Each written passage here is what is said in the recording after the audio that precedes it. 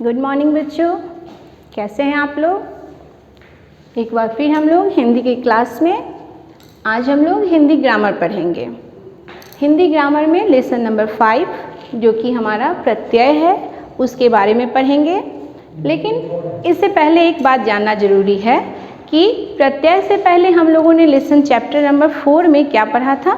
हम लोगों ने चैप्टर नंबर 4 में उपसर्ग के बारे में पढ़ा था। उपसर्ग क्या होता है कि वैसे शब्दांश जो शब्दों से पहले लगते हैं। यही प्रत्यय में देखेंगे हम लोग कि प्रत्यय क्या है, प्रत्यय किसे कहते हैं। तो प्रत्यय जो है वे शब्दांश है जो किसी भी मूल शब्द के अंत में लगकर उनका अर्थ बदल देते हैं। कितना इजी है ना। पहले हम लोगों ने इससे पहले उपसर्ग में क्या पढ़ा था।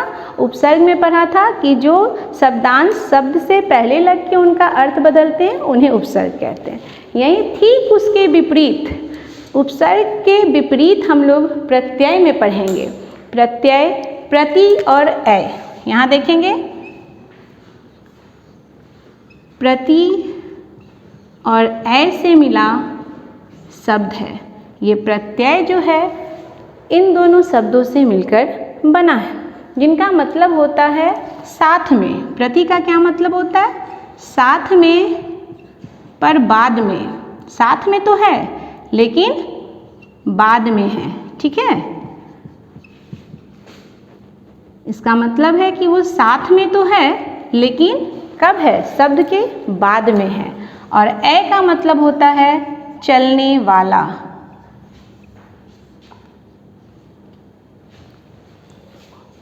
ऐ का मतलब होता है चलने वाला, चलने वाला। और इसको हम लोग लगने वाला भी बोल सकते हैं। ध्यान देंगे बच्चों। प्रत्यय इन दो शब्दों से मिलके बना है। प्रत्यय प्रति जोड़ ऐ। प्रति का क्या मतलब है, साथ में पर बाद में, यानी शब्द के साथ में तो है पर उसके बाद में यानी अंत में। ऐ का मतलब होता है चलने वाला या लगने वाला, यानी वैसा शब्दांश, शब्दों का वह अंश जो किसी मूल शब्द के अंत में यानी बाद में लगकर उसका पूरा का पूरा मतलब बदल देता है, प्रत्यय कहलाता है। यहाँ देखेंगे जैसे चित्र, मान लीजिए चित्र है, ठीक है। चित्र एक मूल शब्द है, उसमें अगर कार प्रत्यय लगाते हैं तो क्या इसका मीनिंग निकल गया, चित्रकार। अगर पढ़ में आकू, आकू प्रत्यय लगाते हैं तो क्या शब्द बदल जाता है, पढ़ाकू। लड़ में अगर आकू लगाएंगे तो क्या बन गया, लड़ाकू।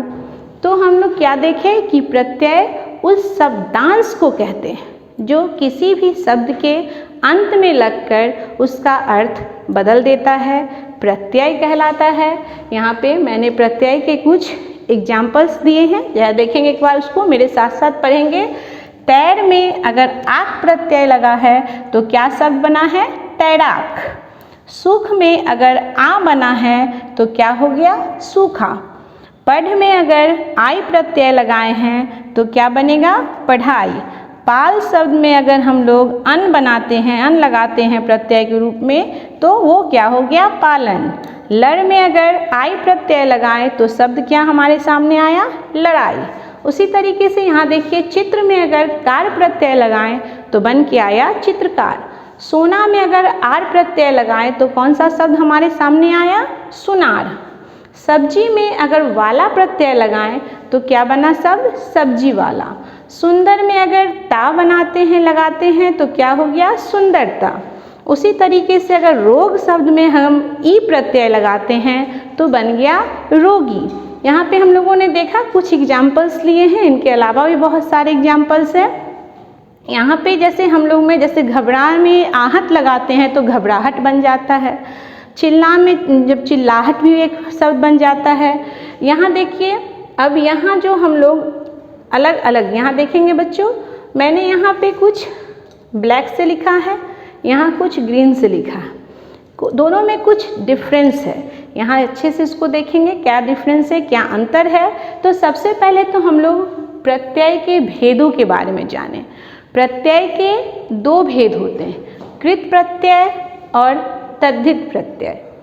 इसके बारे में अभी हम लोग आगे की कक्षा में पढ़ेंगे, लेकिन इनके बारे में जब हम लोगों ने जाना कि प्रत्यय के कितने भेद हैं, तो प्रत्यय के 2 भेद हैं, कृत प्रत्यय और तद्धित प्रत्यय। थोड़ा हम लोग इसके बारे में जान लेते हैं ताकि हम लोग जो यहाँ पे अलग अलग तरीके से लिखे हैं तो समझ ले थोड़ा कि क्या है ये। तो प्रत्यय का जो पहला भेद है कृत प्रत्यय, ये जानिए कि जो कृत प्रत्यय में आने वाले जो शब्दांश होते हैं वह मूल रूप से क्रिया के बाद लगते हैं। ठीक है, क्रिया के बाद, धातु के बाद लगते हैं। क्रिया का जो मूल रूप होता है उसे धातु बोलते हैं हम लोग। तो धातु या क्रिया के बाद ये प्रत्यय लगते हैं।